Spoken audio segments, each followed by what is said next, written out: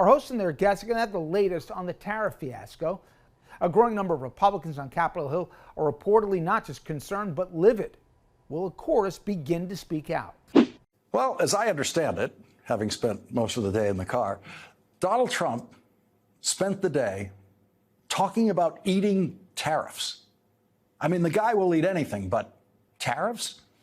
As usual, it wasn't clear what Donald Trump actually meant by eating tariffs. But Trump administration officials went on TV today to humiliate themselves as economic illiterates by claiming that the Trump tariffs will not raise prices in this country, which is exactly the very point of a tariff.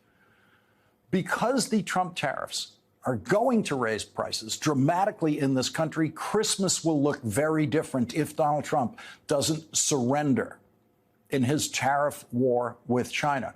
And remember, only China has said, quote, "We will fight till the end" in the Trump tariff war. Donald Trump has never said that about his tariff war with China, never said he'll fight to the end.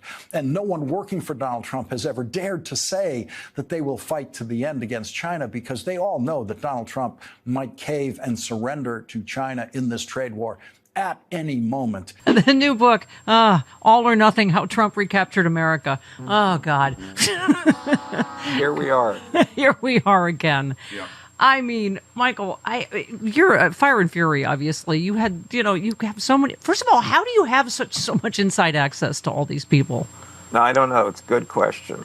It actually sort of goes to one of the things, both the virtues and the peculiarities of Trump world, which is the virtue is that they really are quite wide open. The peculiar thing is that they don't pay enough attention to anything to have kept me out. Yeah, well, I mean, and here we go.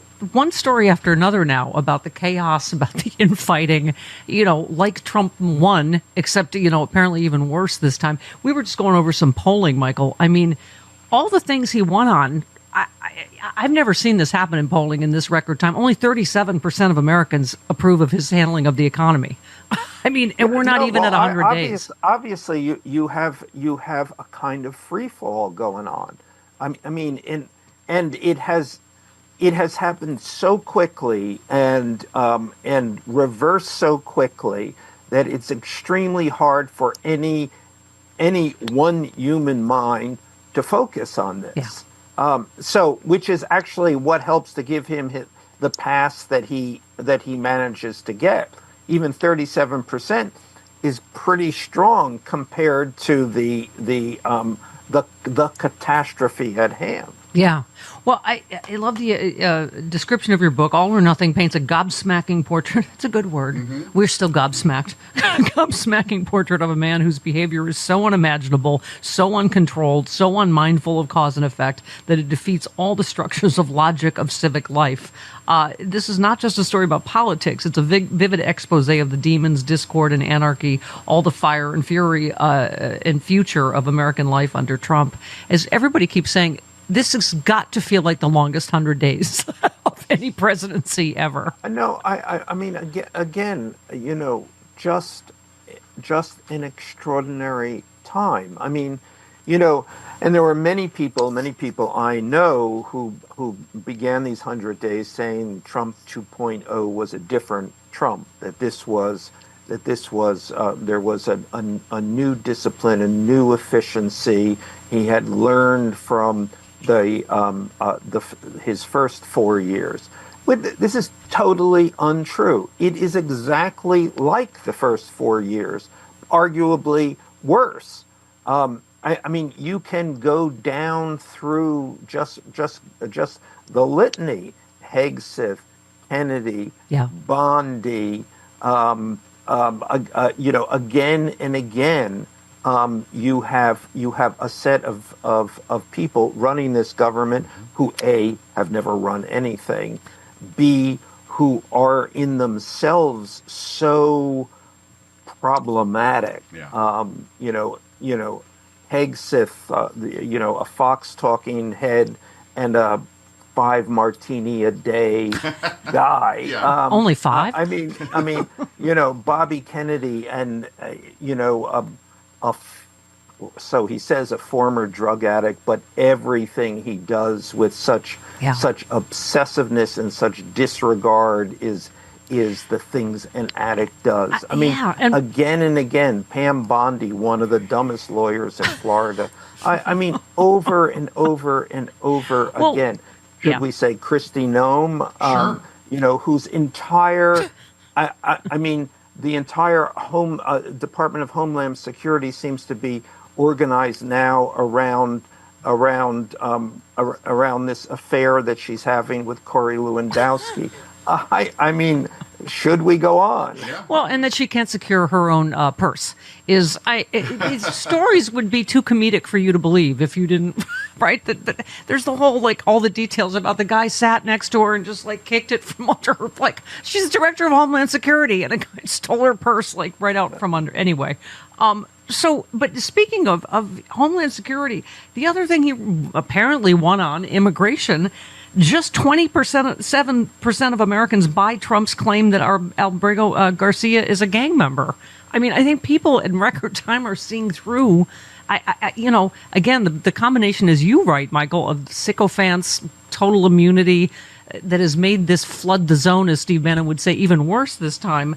The American people aren't buying it. A new poll shows 27% of Americans believe that Garcia is a member of the gang. The number of Americans that believe Garcia should be brought back far exceeds those who believe he should be left in El Salvador. Right. Well, I mean, you know, I always caution against polls because America keeps electing the guy. Right.